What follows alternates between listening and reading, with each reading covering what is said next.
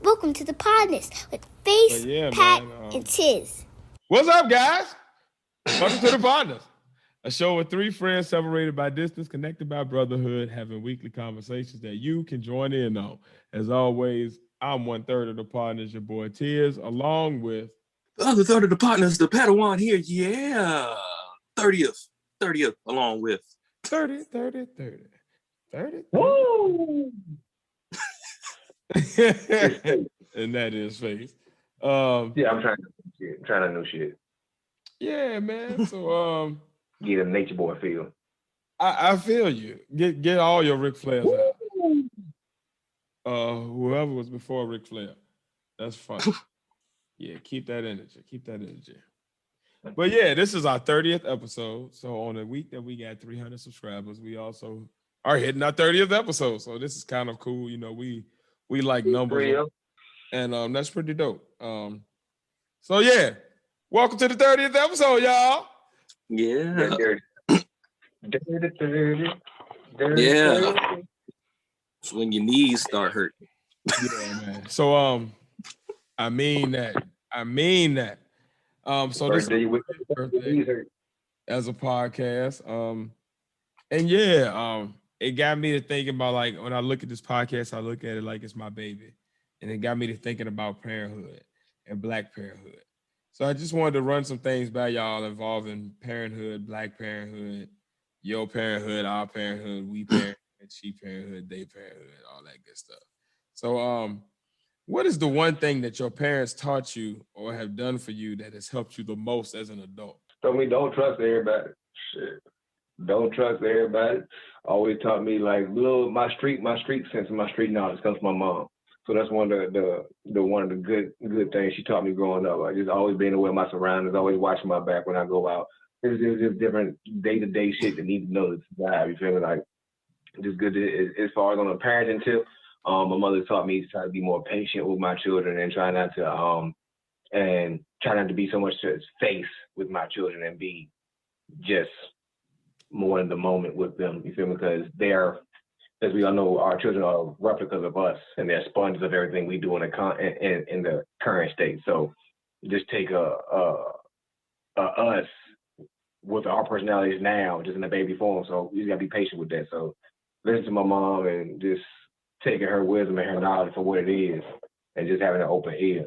I mean, that's one of the best things that I think I picked up from her, just parenting skills and my street sense. Right on. What about you, Pat? I think the most memorable thing, because my mom does too much anyway, so I can't really like just pinpoint one thing, but the most like impactful thing she said is when I think I was around, I had to be either my early teens, like between 10 to 12 or whatever, 10, 13. And she says, you are a Black man in America. You got to work 10 times harder than the person next to you. And then 10 times harder than that. And she told me that when I was like at that age. And ever since then, that kind of like, I feel like you had those moments with people where they say something to you and it skews your way of thinking. You know what I'm saying? And that just, it skewed my way of thinking right then and there. Whatever. And it's just like over the years, it's just more things she said and done that I've seen to just build on top of that, pretty much. Whatever. She got me into politics too. Just like, you know what I'm saying? Like, just because she's a teacher and everything, and she knows or whatever, like, and because she's a teacher or whatever, I got my chance to like look at all her books and stuff like that or whatever. Like those are the main things. So that's one of the main things she said to me that just like lingered with me throughout my whole life so far. What about you, Tip? I think it would be to follow your gut feeling.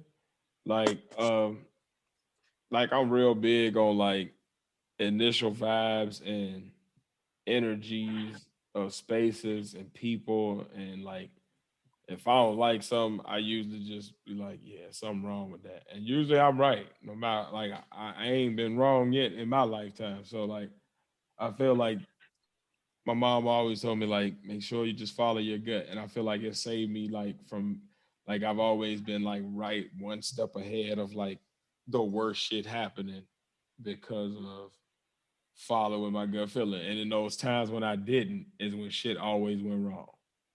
Every time I went against it, it was like, this one time I'm gonna rock with this. Nope. Every time I did that, it went wrong. So yeah. What is the one thing your parents did or taught you that caused you issues as an adult or that was a detriment to you? I was a latchkey kid. So, man, I say it's a detriment because I'm used to being alone a lot. So it makes me like antisocial to a certain extent. Because I mean, I was always home by myself. I'm uber independent because of being a latchkey kid, but I'm also always seeking to be by myself. And in the world like we in today, and I got a family, like really ain't too good trying to be by yourself. And you got kids and a wife, you feel me? Like, but subconsciously, that's really like what I know. It's like always be by myself, be myself. Like I'm always in a calm, serene place like that. But in this life that I have, I need to be able to find a calm, serene place within my family and not just within solitude. So I mean that latchkey kid shit, like it affected me in a negative way that way. But positively, like I said, I know how to do everything. Like I can hold everything down because I did it at an early age because my mama worked. So Right on. What about you, Pat? I think with me, it's more like my mom was overprotective, so she sheltered me from a lot of things in the world. So like when I basically got on my own, it's like I didn't know all this shit was going on. You know what I'm saying? So that, you know, and it feels like I've always known that or whatever and tried to prepare myself, but no matter how much I prepare myself, you don't know nothing until you experience it, pretty much. So that I would say that's probably probably one of the key things that have faltered me pretty much. Right on. But I ain't gonna just blame it on my mama because I'm a mama's boy. So yeah. Right. I would say for me it was like the put up for looks. So like sometimes my mom would do stuff that like I know she probably shouldn't have done for us, but she would do it to make sure that stuff looked a certain way. And I feel like that bad habit I've carried on and it like had put me in the financial like issues, especially in my 20s, like where I would like spend shit before I even made it, it'd be just out the window, like because I wanted to look a certain way. So I was buying sneakers and I was trying to look, you know what I'm saying, like everybody, but it made me spend way more money than I needed to, and I wish I had saved all of that. So I think that fiscal responsibility, like, definitely kind of like messed me up earlier, but it also helped later on in life because going through that made me better, but it definitely stunted my growth in my 20s. What is your legacy going to be to your kids, whether it be financial, spiritual, or otherwise, however you define what your legacy is? Strength and independence. What you mean?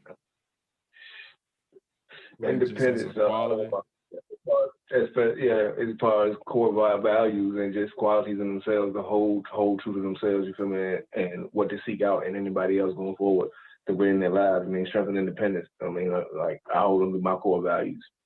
Strength, not physical strength, but mental strength, emotional strength, just all around strength. You got to be strong in every situation. Spiritual all the way around. Independence, you got to be able to stand on your own too, because if everybody around you leaves you, you got to be able to still carry on by yourself. Like I've said in past episodes, I was always raised to always think of if everybody else in my life leaves me, what am I gonna do? So that's how I have to carry my life. So I train my kids and I raise my kids the same way. I tell them even in my 3-year-old, I let them know, Daddy may not always be here, but I want you to listen and pay attention and be able to do these things. And at 3, it ain't so much you could do, but listen and pay attention, respect mommy, do this, you feel me? Like certain things still preaching strength, because strength, emotional strength, mental strength, and independence. Like be a 3-year-old, a lot of stuff he can do that he shouldn't be able to do at 3, but he's independent. And I preach that from the womb to the tomb, like be independent, be strong. That's a prayer I pray to God every night for my kids. Like I pray they grow up, be successful, be independent, not have to depend on nobody, not myself, not anybody.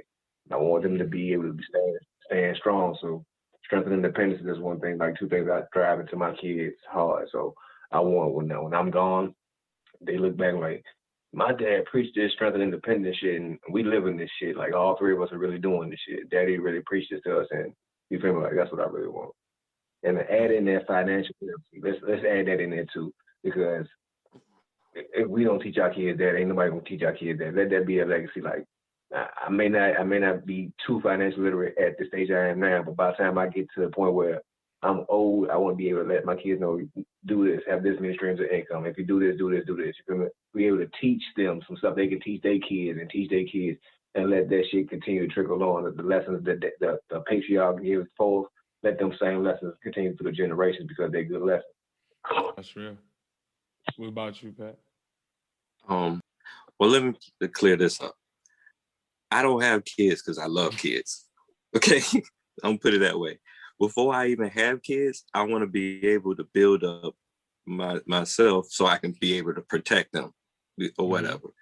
You know, I love kids so much that I would think it would be pretty fucked up to have me as a father at this time, at this point of time in my life right now. I'm just being honest and being real, you know, like, so, and because in my mind, I already have my legacy for my kids. I want, like, me and like my brother, we have talks about this all the time, especially with him having kids right now or whatever. And like, that's one of the main people he may talk to from time to time. It's like, I want to build a situation where I can start generational wealth. So if I'm gone or whatever, I don't have to worry about them just being stuck.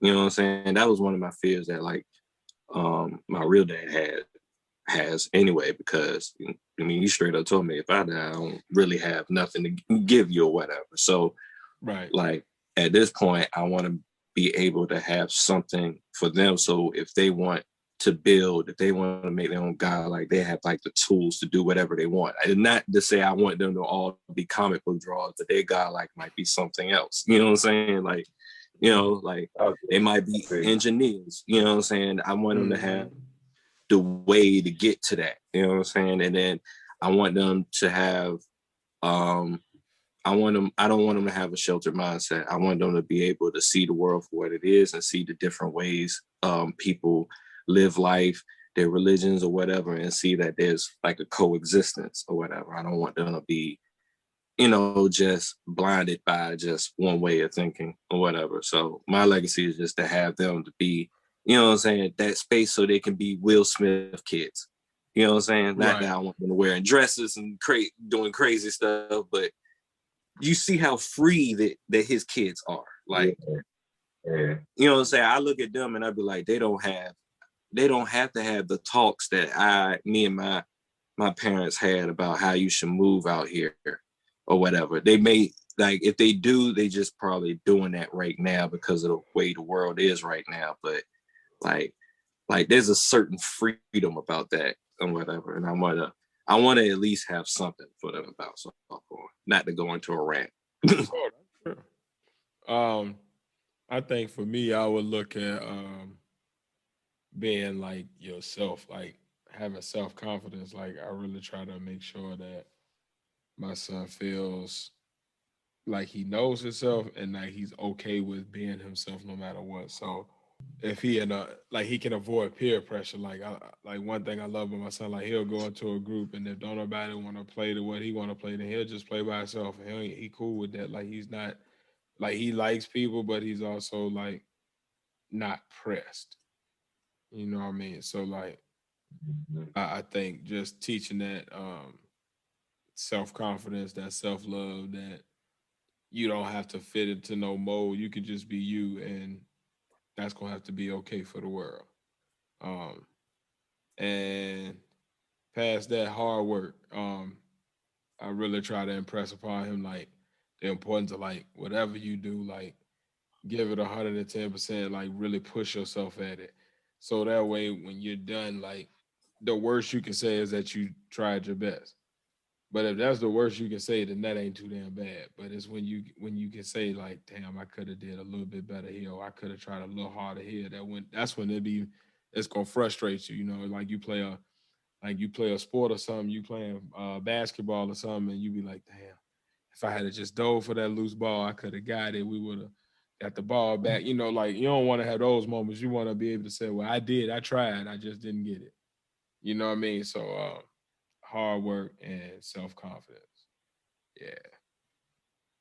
But speaking to a lack of self-confidence,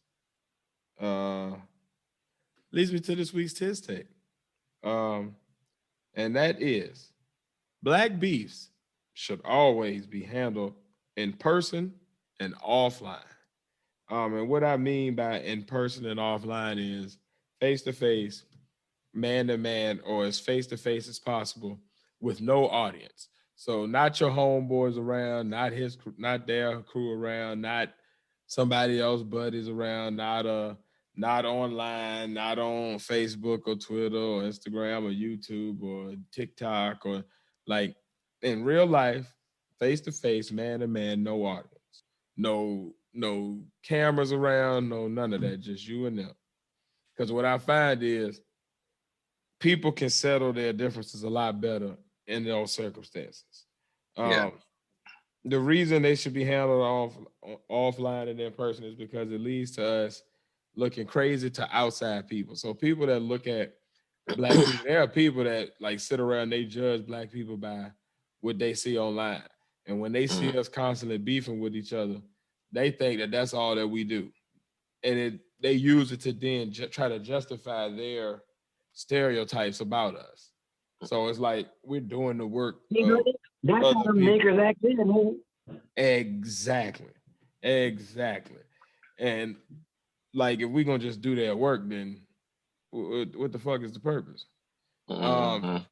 It also leads to sensationalism and making small things become larger issues. Like when people be online, they get their followings, they get their fan bases, they get their subscribers or their Facebook friends or their what you call it on Instagram when people, I guess, followers on there too on there. Yeah, followers. Yeah, they get all of them people riled up, and they get the Beehive and the C Hive and the G Hive and the A Hive and the Barbies and the they get the crews and the D's and the that's and the this gangs and the this peoples and they get all these people riled up.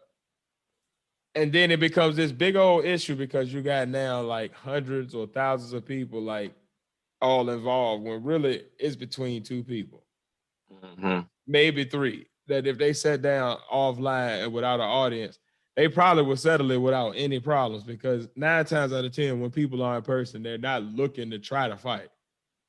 They're looking to try to solve it in person. It's just when they're online, they get that bravado up and they feel like, oh, well, I gotta make sure I don't look like a punk.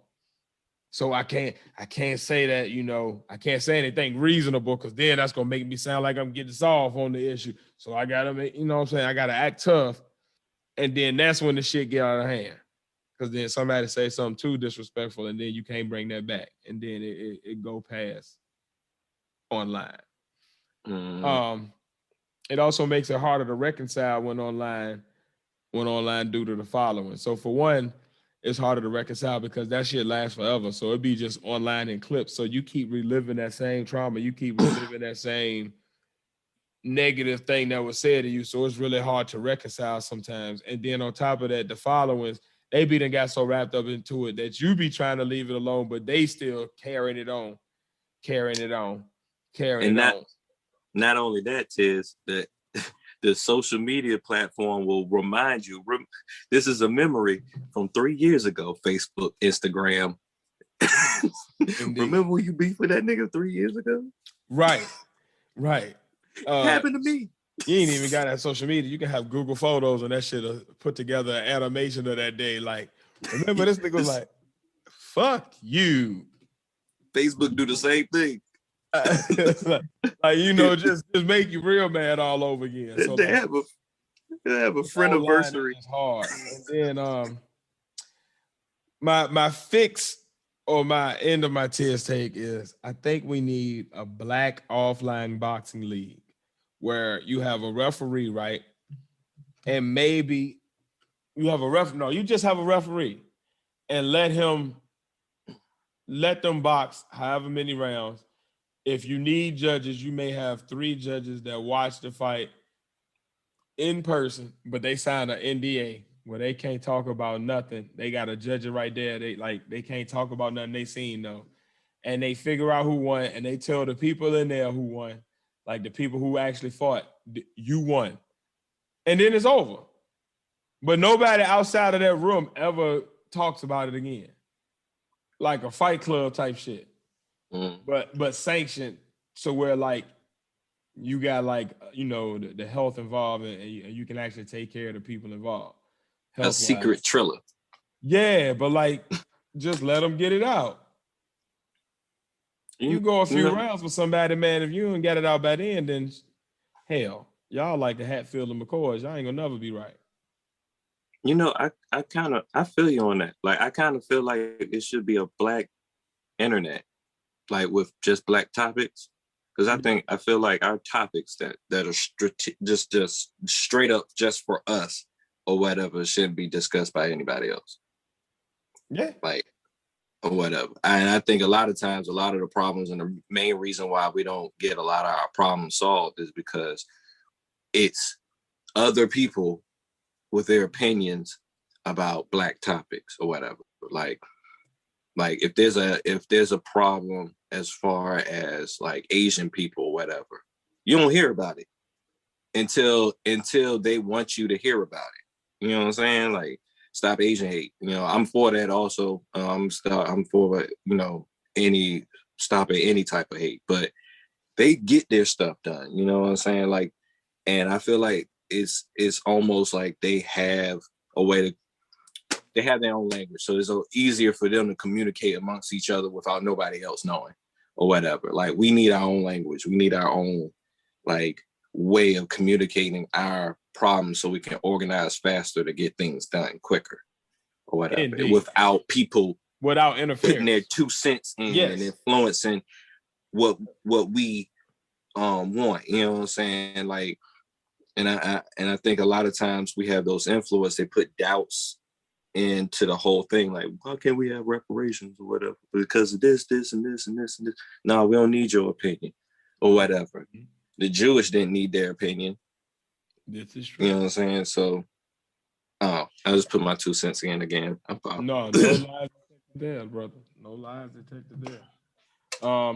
But yeah, so to his take, man, let's get an offline boxing league where you can sign up and get confidential boxing matches with the person that you have a beef with. You can't do it past talking online, offline, and in person.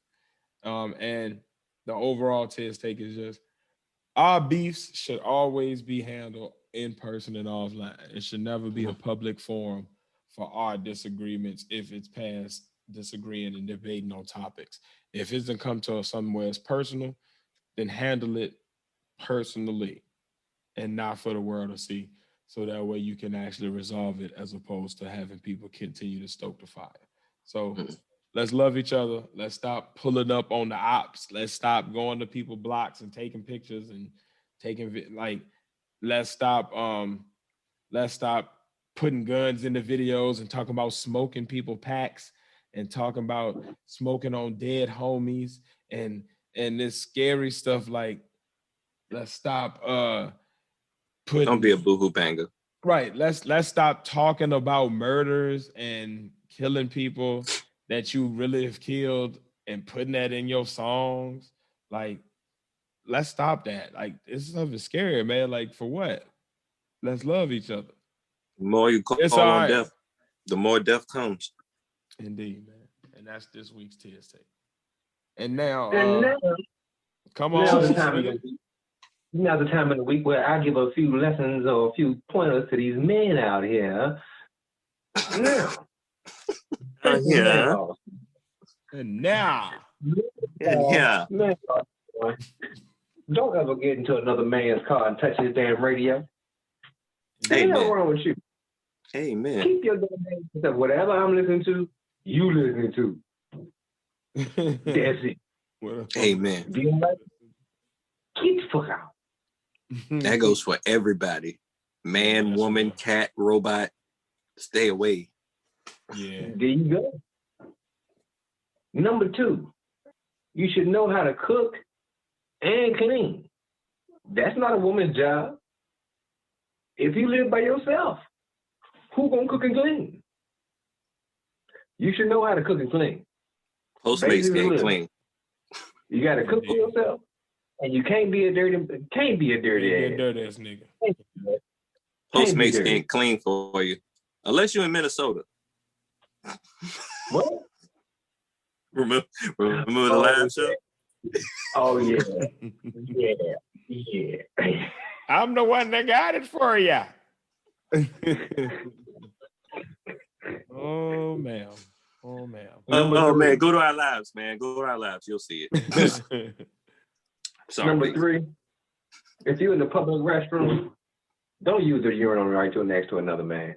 Man, hallelujah. Church, tabernacle, preach. You should be standing beside this little itty bitty ass wall, this 1/2 inch wall that's up between us. You should be on the other side of this. It should be a urinal in between us while I'm doing my business and you doing yours. Don't be right beside me. The unspoken law has been spoken. Number 4 is to add on to number 3. If somebody's in a stall, you better not look underneath that damn stall door. Oh man. Who's doing that? I should not see eyeballs looking up at me while I'm taking the shit. And just to add on to number 4 a little bit with number 3, don't look in that little ass crack either. Don't look in the crack. Who is doing this? What is wrong with you Neanderthals? Somebody in there. Somebody in there. Yes, somebody can you smell there. me? Hey, somebody in there. Number 5, know how to make a plan and follow through with it. Man, stop living day to day. Have a plan past tomorrow. Indeed. Number 6, and the last one for this week, know how to have an educated conversation. Stop saying "nah, I mean" all the damn time. Nah, I mean. You know what I mean?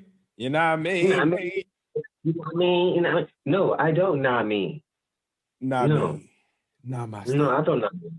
I don't know. And I don't think you know not me neither. You know not me. You know not me. I won't calm down on my know what I'm saying. Person? Not me. Not me, Mustafa. Not me. I don't know now. For Muhammad. I'm gonna calm down on you. Know what I'm saying? Because that's my nah mean. You know what I'm saying? You know what I'm saying? Wasn't that a Juvenile song? With the zipper. You understand? Yeah, you understand? I didn't say Same though. And after the man laws, I was thinking about a topic for this week. And I'm thinking like, man, hey, I'm gonna just rant for this week, man. There's a lot of shit going on. I no specific topic. I just want to rant and talk about some shit that I just like rant, man. Like, man, I'm trying to stop cursing too. So it's F a lot of this stuff nowadays, man. F a lot of this stuff.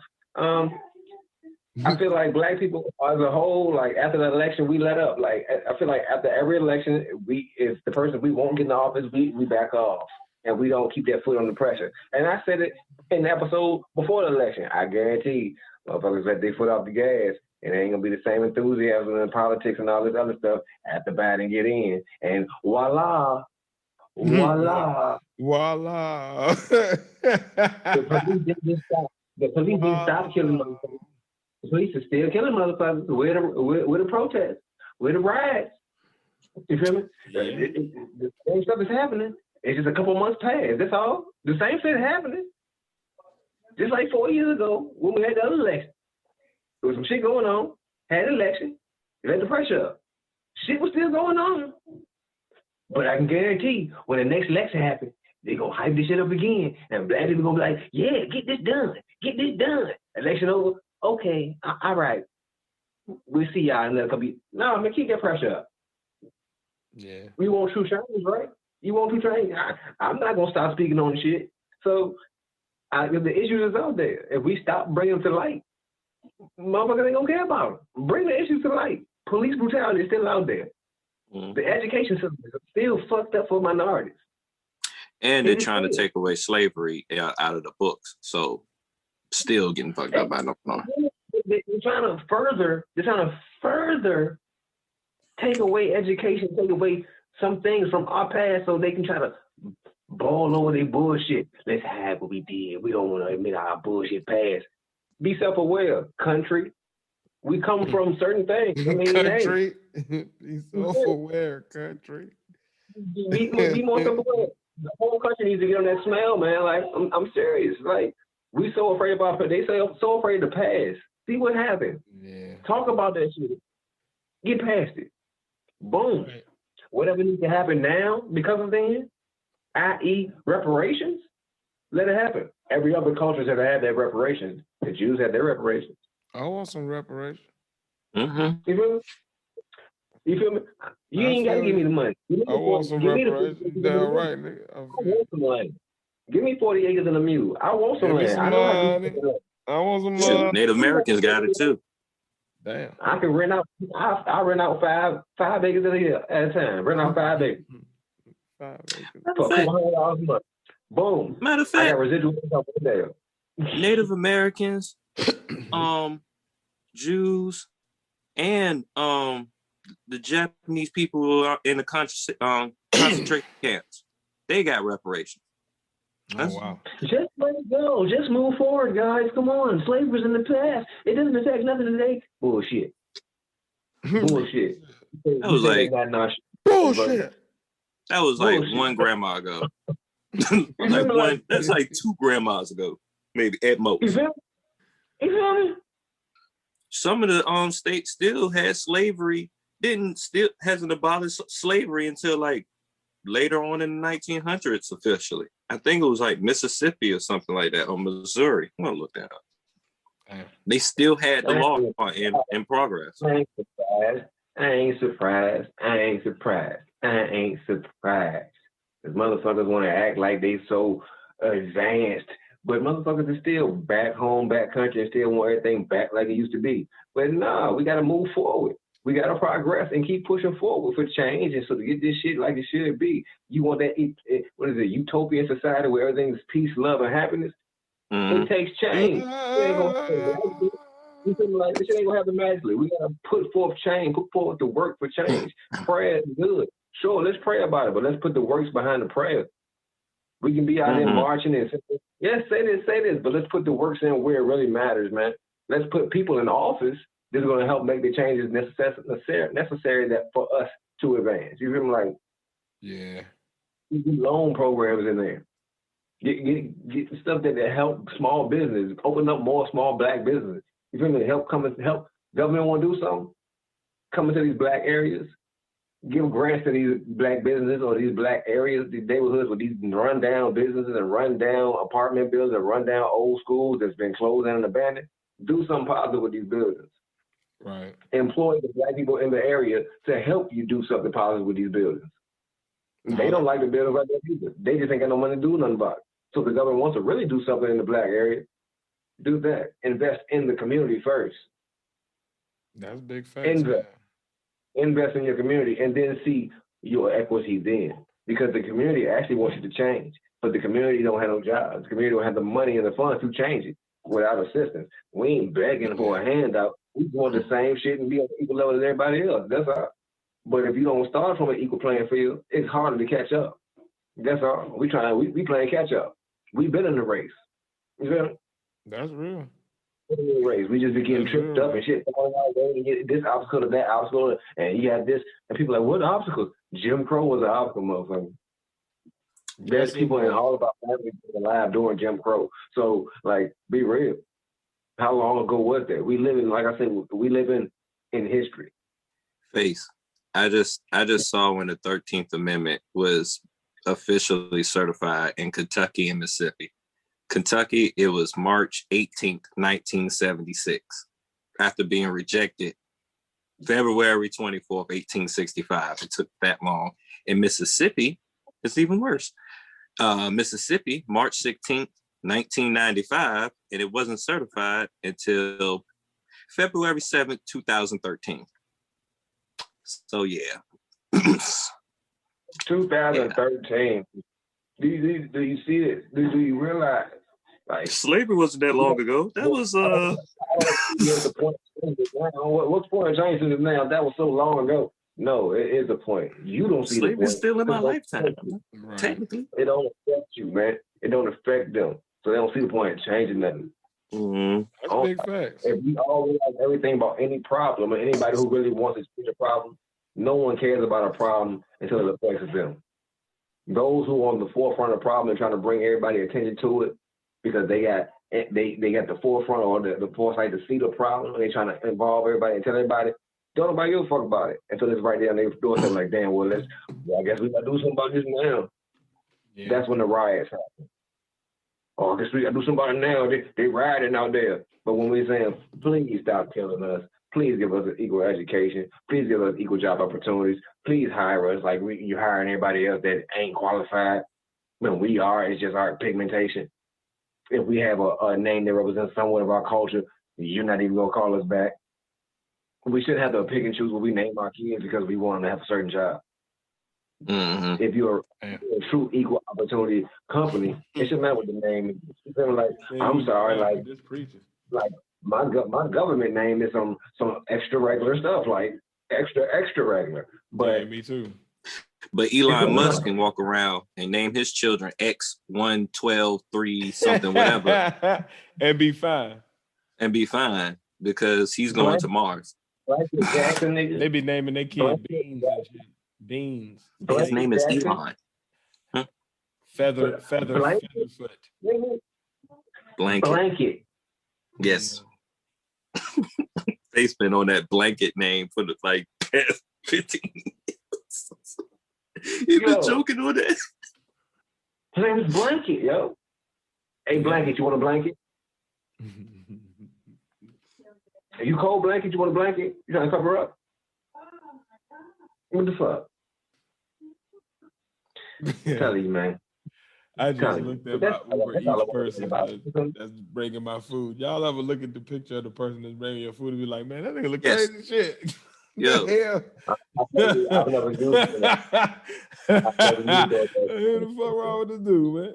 Lyft, Uber. Don't do nothing to my food. Don't work in my house. They don't come out here. Oh, yeah. But yeah, they don't even have Uber Eats out here. But Uber, Lyft, I always look at them. Yeah.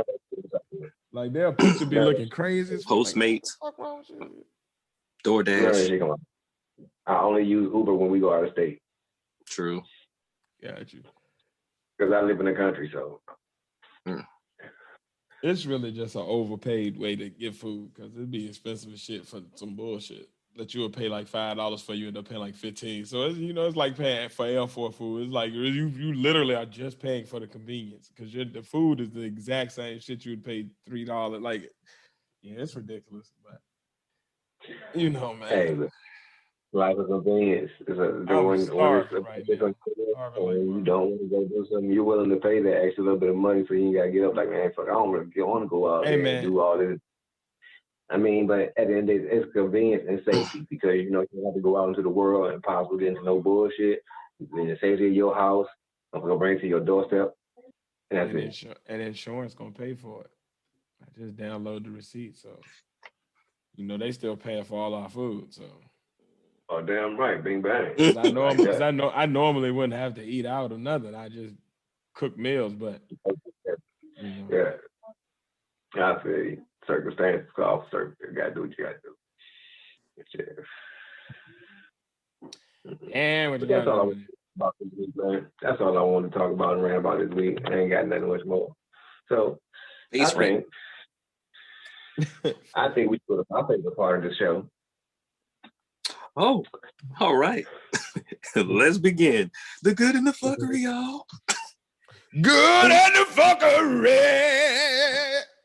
And this is an extra special edition because this is the 30th episode. 30. We on like Curry 30. Yep. And I wanted to start off this good and fuckery off 30th episode by looking up at how many we got right now. And we had 308 subscribers. So that's part of the Pod good here. Squad. We fam tight. Hey, man. Thank y'all for supporting us, baby. Look at us. Look at us, man. We are triple what yo, you know what I keep geeking off of? We triple what our goal was for a year. 100 each. Like if we were a company and we had like a profit margin that we wanted to hit for the year, or like a certain amount of revenue that we want to hit for a year, we done triple that. That's pretty big. Put it on the Podnas resume. Couldn't have did it without the Pod Squad. Each and every one of y'all, man. Most definitely appreciate each and every one of y'all. Indeed, man. Yep. Extra special. We got you. Episode 30. My birthday is on the 30th day of December. 30. So 30 is a very special number for me, pretty much. 30 was also the year my knees start hurting. Shit did take a drastic drop after 30, bro. Oh, man, you ain't needing nobody in the face no more. But yeah, it's been a couple of weeks, so we got a lot to discuss. So let me get right to it. First off, let's start off with some good. And Tiz, you're gonna appreciate this. King Los versus Daylight, July 10th. The one that should have went down the last time, so this could be good. July 10th. Daylight I can't smoke his boots. I can't wait.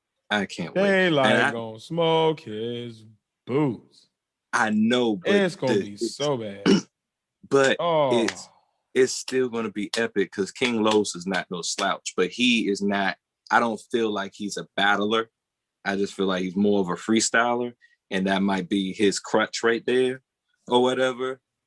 But it's gonna be great to see. Against Head Ice, it won't there. It won't there.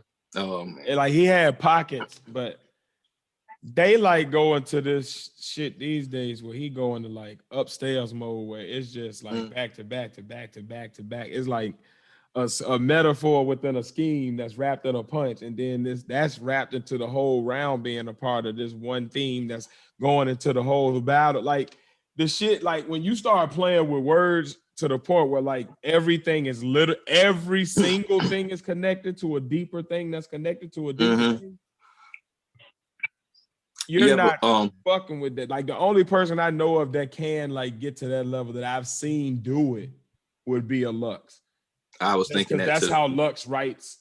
That's how his everyday writing is anyway. So like them two would be a good match because they see out a lot of stuff. They actually have studied a lot of the same books, so they kind of understand the same type of metaphysics. Like the conversations they would have would be crazy, but that's neither here nor there. But King Los about to get his boots smoked, champ. Yeah, but I still like him as a freestyle. Let's go. He still got some bars in the tuck, so I got some hope for him. But I know Daylight's gonna win because that's his world. You know what I'm saying? You know, like I'm glad you brought up this style because you know how like you ever read a story that started at the end and then did the build up pretty much? That's how I feel like Daylight style is kind of like he hits you with the end and now the whole time you're trying to see how he even got to that point or whatever. Like it was like a Chappelle joke. You remember that Chappelle joke where he was like, I'm gonna have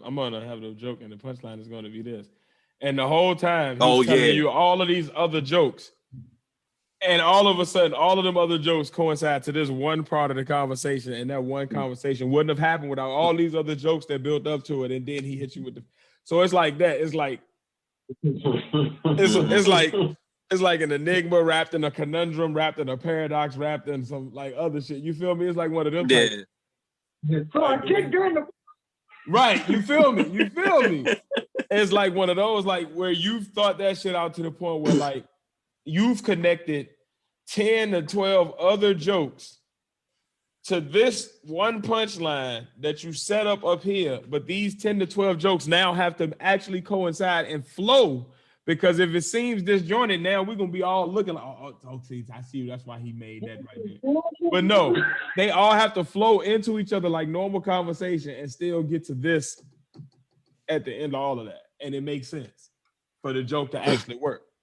Because if that punchline don't make sense right there, it's not the whole rest of that setup crumbles. Yeah, and that's the type of shit that Daylight is doing now. Like he done got to the point where he's like, all right, to hell with it. People are finally actually getting used to listening to people rappity rap, rapping, but on a battle tip. Like he broke Tay Rock down. That is the main. Many rock. Have you seen him do the bar breakdown on his channel? I ain't see that. Breaks down I ain't even know your channel. all 3 rounds for Tay Rock, and he gives you like the layers upon layers of each line. Like each line is literally like a triple to quadruple entendre. Like it's stupid. It's stupid the way he's writing, dude. King Los ain't ready, man. Nah, do that. Nah, not I'm gonna coming enjoy in on his second battle ever, and the last battle he had was like a couple years ago. Yeah, I feel you. But I'm gonna enjoy watching it though. I'm gonna definitely enjoy watching it. Whatnot. Like I feel like King Los going into this. Is that on the Max Out card, the RBE card? I think I just heard about it because I saw it on who talked about it? Royce the 5'9" brought it up on his Instagram or whatever, and I was like, and I looked it up and I was like, oh shit, this is official, pretty much. Okay. But dang, what I was about to say, it was about to be about that too. Shit, I forgot. Forget it. But anyway, I'm gonna enjoy what it. Oh, that's what I was gonna say. Remember Joe Budden when he battled Hitman Holla that one time? Yes. No, I remember when he battled Hollow the Don. Yeah, Hollow the Don. Not now. It was Hollow the Don. All these hollows, man. Well, no, Holla is not hollow. Hollow, can you go? Oh my God. That's a whole different. Yeah, I know it was one of them with an H. But Face, wake your ass up. You think I don't see that nigga over there laid back? But that's how I kind of feel like with how Los is stepping into this, like Budden being like an industry artist stepping into battling or whatever, and it didn't work out. That's how I kind of feel like how it is with this, because all I knew was King Los is just all incredible freestyles, never really battling. So that's probably what it is. You know him about for what he's known for, because he really ain't got no songs or nothing like that. It's just pump it up.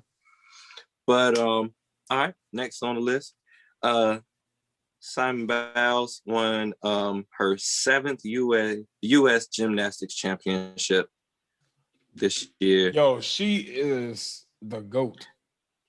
And she's a Virginia legend. Indeed. Straight from the streets of Virginia Beach, Virginia. We go hard in Virginia. We make those legends. Next, another black female athlete, Shakara Richardson, wins the 100-meter dash in the 2021 USA TF Golden Games. When I randomly see these on my timeline, I was like, that's what I'm talking about. I'm putting that on the list. Let's go, Queen. Let's take all of the medals. Knocking all the good black excellence out. Pharrell is making private schools for low-income kids in Norfolk. So that on the news. Okay. The team that recorded George Floyd's untimely demise, she's getting an honorary Pulitzer Prize for that. Snoop Dogg becomes executive creative and strategic consultant at Def Jam. And let me tell you, Def Jam needs it. Def Jam needs it. When's the last time you heard it? They need it. I haven't heard enough from Def Jam since Jay-Z was still the president, I think. So that was, man. And that was a long time ago. Yeah.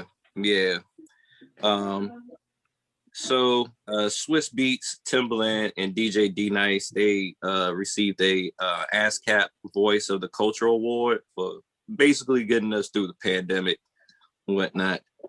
And T.I. says Kill the King will be his last album. He might be right. Messing around with them accusations. There's a lot of them. He building up like Cosby. Mm-hmm. Yeah, I see why. The way he's acting, I feel like he act like he's building a case. Now, most people that are like guilty, they act a certain way. You know what I'm saying? You start hearing about them paying people off in the background or whatever, or you don't really hear nothing from them at all. But hey, I will see what happens when it happens. I'm not going to put judgment on nothing right now, pretty much. But big facts. More good. Amazon says they're dropping marijuana testing and backing legalization. Now, that's a good thing. Here's the fucker. Look at face. He got that face. I used to hate that company. I mean, I would never even try to. I've never even truly applied, and actually like this shit. That's big in Virginia. Like to work for Amazon, that's big in Virginia. So like a lot of people work there. A lot of people. Yes, like, they like my homeboy twin worked here. No, they were so like Walmart made competition here for like employment. So I was like, man, fuck Amazon, especially because of that. But that's real. That's the good part about it, right? The ability to get employment. The fuckery about it is it's Amazon, and we hear all kinds of horrendous stuff about workers and what they go through in Amazon. Yep, the shipping sweatshops. Yeah, so I think this is just secretly, hey, we're gonna find some more ways to enslave minorities, pretty much. So yeah, I've heard. That's what I've heard. Literally good. I've also heard the other side too. Like it's very easy. It's just busy work. It's just busy work. You're just working for a certain number of hours, and you just gotta do shit. I guess it all depends on the warehouse where you're at. You at and who your people is that's running. Remember all the things on work environment. I heard the same thing about people working at Walmart, man. They slave you at Walmart. I mean, I worked for that company for like a couple of years. I mean, it was just doing no hard work. It was just some busy work. They want you to do shit. You need to go do. I mean, like this the way I feel about employment. You feel like if you're volunteering, do whatever the fuck you want to do. But if you went there searching for a job and they hired you, as long as you're not actually do nothing morally wrong or nothing to compromise your beliefs, do what's in your competencies you feel me? Read your competencies before you sign them, so you know what you're going to be asked to do, and see if you're really comfortable doing the full scope of the job. Because your job description may be one thing, but your job competencies are something totally different. You got to be able to do those. Harry Kemp, those ones out.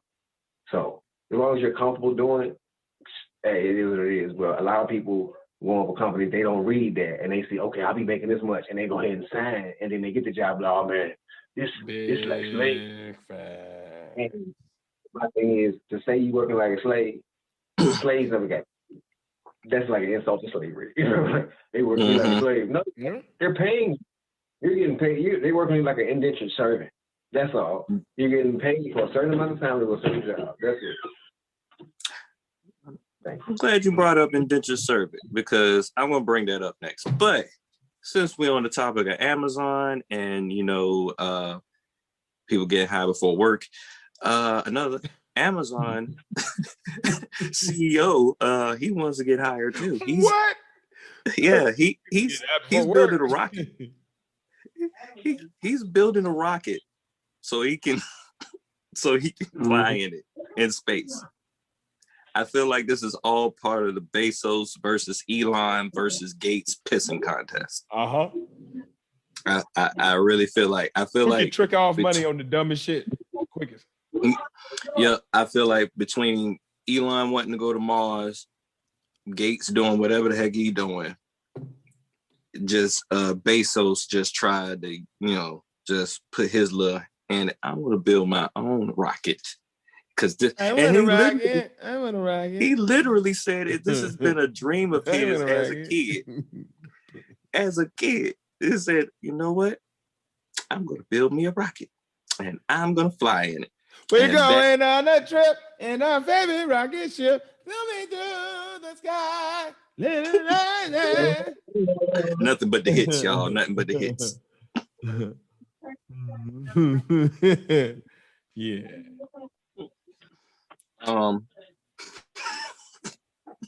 Yeah, Bezos is in the sky, y'all. Bezos is in the sky. Oh, we're gonna get more into some fuckery too.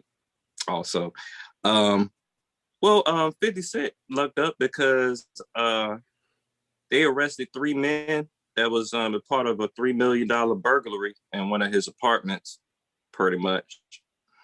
I don't know what it is, but it seems like open season on celebrities' residence. There has been some people's getting broken into, because then Floyd get his shit broken into. Yep, I was about to bring that up too. That, and it was somebody else too.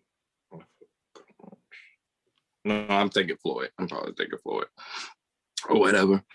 Oh yeah, Lil Uzi Vert. He don't have his Infinity Stone on his head no more. He put that away with the rest of them. So what does that look like now? Is it like a hole where it was?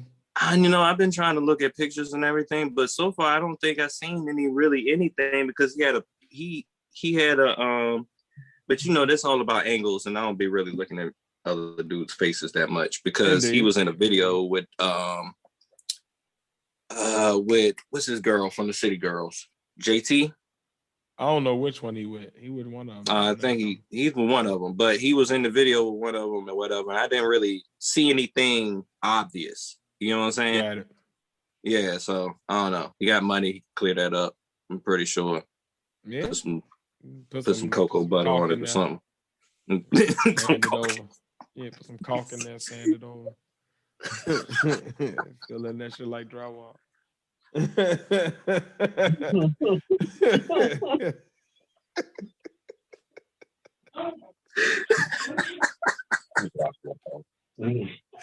Oh my god! Oh my god! Buffing that shit over. Put a new coat of paint on that shit. You got it. Oh man! Oh man!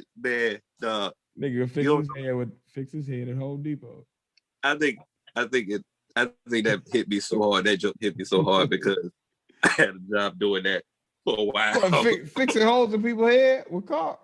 Not hitting people, not nobody's head, but walls and stuff. I had that maintenance job that one time. Oh yeah, that. So I'm literally nail holes, looking at somebody caulking with that squeeze gun, bro. All right, man. I got some light brown. That shit over. I got some light brown paint for your forehead. Hey, you in there like swimwear, boss. It can happen. All right. Y'all seen that top 10 list from B-Dot? Top 10 list?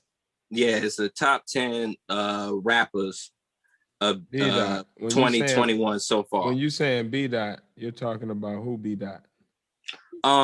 He's nobody. Elliot Wilson B-Dot? Elliot Wilson B-Dot. Okay. Yeah. He but it's putting up quite a stir or whatnot, and I like it. I like the competition. Jim Jones is saying he's number 10 or whatever, and I started seeing him saying I'll wipe out anybody on that list. We're gonna just go down the list one by one or whatever. And I feel like, you know what? Jim Jones is not really one of my top 10, but I feel like if you a rapper, you gotta feel that way anyway, pretty much. But who on the list? That's what I'm about to bring up next. All right. Okay. You might not agree with it, but all right. Top 10 is Jim Jones. At 9 under Jim Jones, you ain't gonna like this, Tiz, is Jay-Z. Under Jay-Z at 8 is Nas. Then at 7 is Freddie Gibbs. At 6, it's Drake. At 5 is Benny the Butcher. At 4 is Conway. 3 is Lil Wayne. Number 2 is J. Cole. And number 1 is Lil Baby. but this is the 10 best rappers of 2021 so far. So it's basically based off of there. Okay. Yeah. Okay. It's based on skill, performance, and presence. I won't argue got that. a subject. When you give me that caveat, that makes sense. All right. Yeah. All right. It's just up to date, pretty much. Which I mean, yeah. I mean, I understand where you're coming from. Like Jay-Z is not really active, but he's active. Right. You know what I'm saying? Same thing with Nas, but Nas is slightly more active or whatever. Yeah. My personal, I feel like Freddie Gibbs is a little bit more up there to me or whatever. But I still feel like, you know what, he might be on to something with this list as far as so far. Like I like this. Like, you know what I'm saying? Because it's I think even Joe Budden brought this up. It's like so many times we like at the end of the year and we're saying like these are the top rappers of the year, and then we forget everything that happened in the beginning of the year or whatever. So it's a good balance. But Jim Jones is like talking smack, which is one of my favorite things about Jim Jones, the way he talks smack. And he says, yeah, I clear everybody on the list. We can make an NFT off of it and then make some money off of it and everything. So he's big on NFTs. And one of my favorites, Conway the Machine, he's pretty much accepting it. So yeah, so I'm hoping that this turns out into some friendly competition that just brings out a lot of crazy music in general. And let's see, they end this off. The Japanese scientists are successfully invented an MRI machine that can record your dreams and reconstruct them so you can watch them when you wake. And I asked y'all guys, how do y'all feel about that? All right, give me that whole sentence one more time. Make sure I got it. Japanese scientists have successfully invented a MRI machine that can record your dreams and reconstruct them so you can watch them while you wake. I'm scared. I gotta look more into it, but I saw this one article about it. Because I don't know what I be dreaming sometimes. So I'm like, I might have bad dreams about the shit that I see that was my dream that I didn't remember having. Yeah, that's what I was thinking. Like what if I have like some trauma that my mind, you know, instinctually like regret, like, is it regression? But what is it called? That word where they repress? Like when you describe the action. Like, all right, you go through something traumatic, but you don't remember. Repressed memories. Repress. Okay. Yeah. So like, what if because it was a nightmare or something, you know, a lot of times you don't remember your dreams, your mind just repressed that so you can be good. You know what I'm saying? You relive that trauma of that nightmare all over again visually or whatever. Yeah. Like that could be, I don't know. I just feel like it could be some good out of this and it could be some bad out of this. But I really feel like the only good out of it is entertainment. Just that technology. People feeling some shit.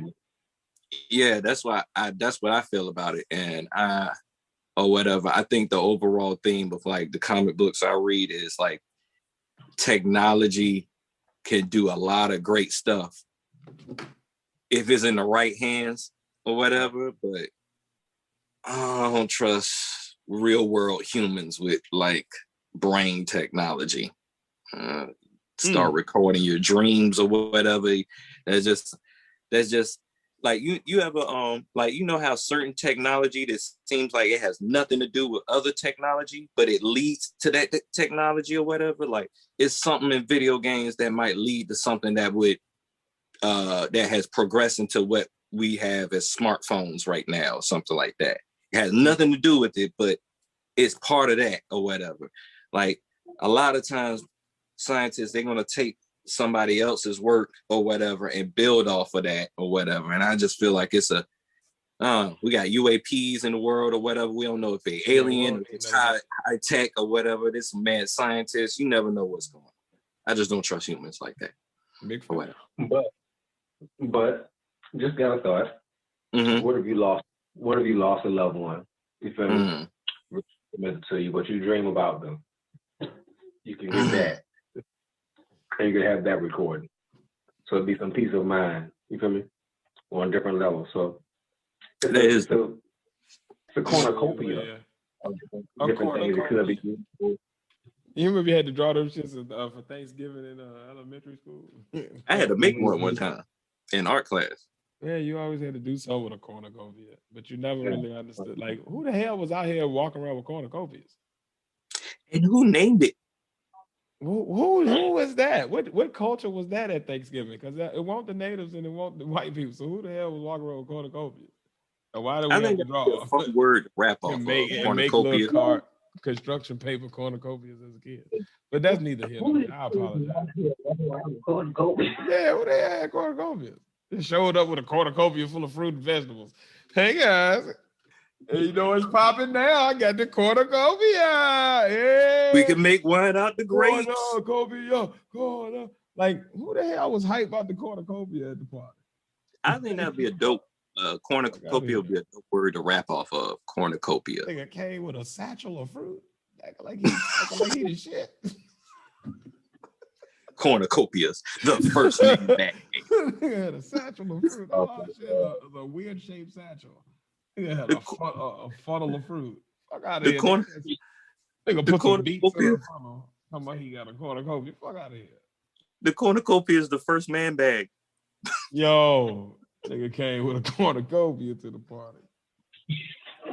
Hell no. And nobody knows where he was from because nobody claims him. Burning bush. That's what face. So y'all had cornucopias? No, that was not our. We brought y'all maize. We brought y'all, different types of vegetables, but it wasn't no cornucopias. The first motherfucker brought one. The very first motherfucker brought one of them out. It was somebody who was like, "What the hell is that?" It's a bag and a musical instrument. Man, this nigga is a corn. Hey, copia. Look at this nigga. That's how that shit came up. That nigga called that nigga a corn. Look at what this nigga brought to the party. He is a corn. Hey, Copia, come here. Look at this dude. Copia is a city. Hey, Copia, look at this corn. And then Copia is a city. Cornucopia, but really he was talking to his Copia. Talking about this corn that brought this bullshit ass bag of vegetables to this party. Everybody else brought meat and good shit, potatoes and corn and shit. You come up in that bitch with a man bag full of a man bag made out of wood, a wooden man bag, shaped like an elf shoe. Evil elf.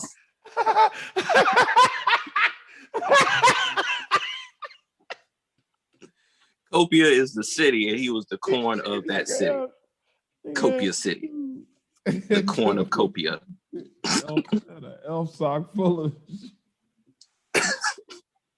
All kinds of goodies in my wooden man bag. Oh man, bro, I'm done, man. All right, I got it here in my cornucopia for cheap.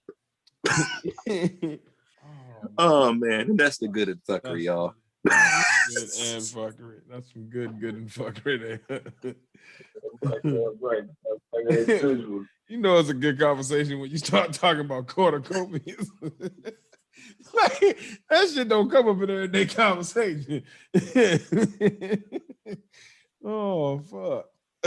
Man, what you bring it to the park? That shit comes up for 1 week a year for 2 years in your elementary school years and never again after. So you know we was having a good conversation. Public schools once again teaching you stuff that you don't even need. What you bring it to the party? I got the wine. What you got, face? We know what you got, face. We know what you got, face. All right. The party can't start till he get hit with the cornucopia. Got a cornucopia bud, baby. We need that whole bushel.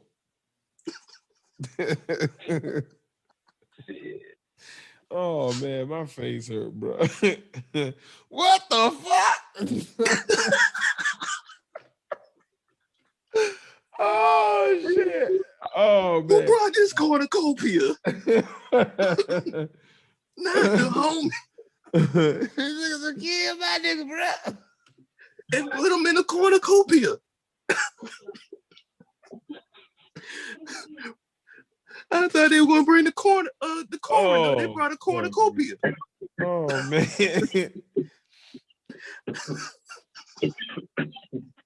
Yo, I done started crying and shit. Damn, bro. That shit Cornucopia of dead Oh, crawdads.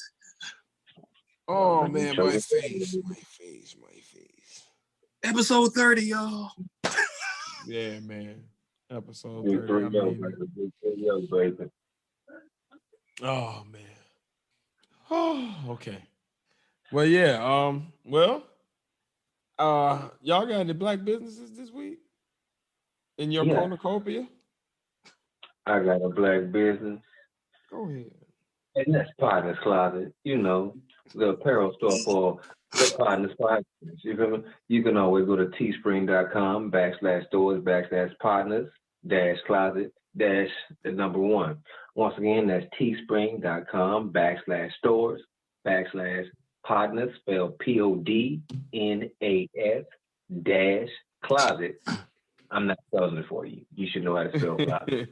You all have one. If you have one, you know how to spell it. Indeed. -1. Come check us out, man. T-shirts, shorts, pants, socks, belts, hey, everything. Phone cases, while you mugs. Shopping bags. Facing Company, you feel me? Check out the other store. Check out my store, Facing Company, man. I don't really be on that store like that. I'm coming back full steam this upcoming week. I got a couple new things coming out for the summertime. Facing Company. That's teespring.com/stores/space spelled PHACE-co spelled CO-2. That's teespring.com/stores/space spelled PHACE-co spelled CO-2. Check us out, man. Indeed.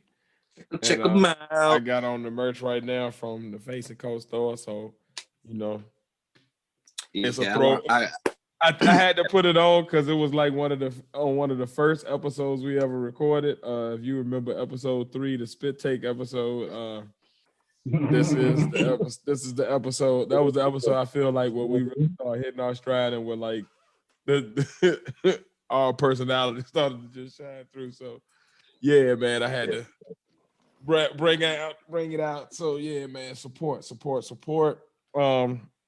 If you want to support another way financially, you can join our buymeacoffee.com page. That's buymeacoffee.com/thepartners, or our Patreon, patreon.com/thepartners. For as little as $5, you can sign up for a membership on buymeacoffee.com. You can donate as little as $1 to support our cause and to support us just continuing to push for more content and follow our dreams. So that is buymeacoffee.com and patreon.com/thepartners on both of those. And yeah, man, if they want to get in touch with us outside of that, and outside of liking, comment, sharing, subscribing, those are the easiest ways you can support us. Liking, comment, sharing, subscribing. Those are the easiest ways you can support us. And if they want to get in touch with us or just have that conversation offline in a more intimate setting on social media, how can they get in touch with us, Pat? At THEPODNAS. You see it right there in the back of Tiz's head right there. You can add us there. That's the Twitter. That's the Instagram. You can search, put in the search in Facebook, and you'll find us there. Pretty much, Tiz, Face, Pat, all the partners, and that's pretty much the main ways you can get it. And we got a TikTok, y'all. The Partners TikTok. You can see not all of Tiz vacation, but majority of it, whatnot, right there. And clips from various live shows and other podcasts that Pat puts up there. So, you know, all of our shorts are up there if you ever want to see us. So yeah. Please. This is my favorite. Follow us on my social. Favorite Face and Co shirt, y'all. Hey. This is my favorite Face and Co shirt. Merch. Buy merch. This is my first Face and Co shirt and my favorite. Nice. Just want to say that. I agree. Do laundry. But yeah, man. Love y'all. Thank y'all. Episode 30. We done made it to 300 subscribers. Y'all the real One Squad. Thank y'all for sticking with us. That's Thank y'all 100 for every believing in us. Thank y'all for joining us in these weekly conversations, and continue to join us, man. So make sure that you like what we said, you didn't like what we said, you disagree, you agree. Let us know in the comments. Let us know in the comments. We love y'all. Peace, peace, peace, Peace. peace. And war.